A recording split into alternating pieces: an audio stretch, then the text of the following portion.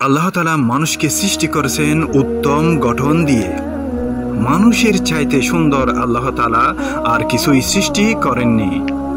মানুষ এমন সুন্দর, হাসলেও সুন্দর লাগে, কাঁদলেও সুন্দর লাগে, হাঁটাচলা করলেও সুন্দর লাগে, বসে থাকলেও সুন্দর লাগে।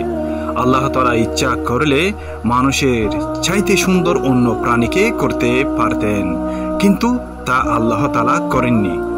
মানুষকে সম্মান দিয়েছেন, তারপরও মানুষ অকৃতজ্ঞ হয়।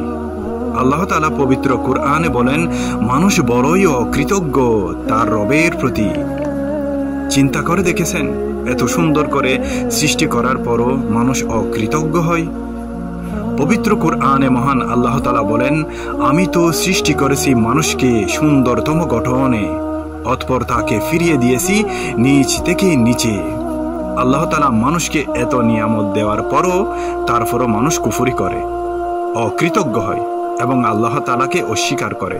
তাই আল্লাহ তাআলা এখানে বলেছেন, নিচ থেকে নিচে আল্লাহ তাআলা পৌঁছিয়ে দেন তাদেরকে যারা অবিশ্বাস করে আল্লাহকে।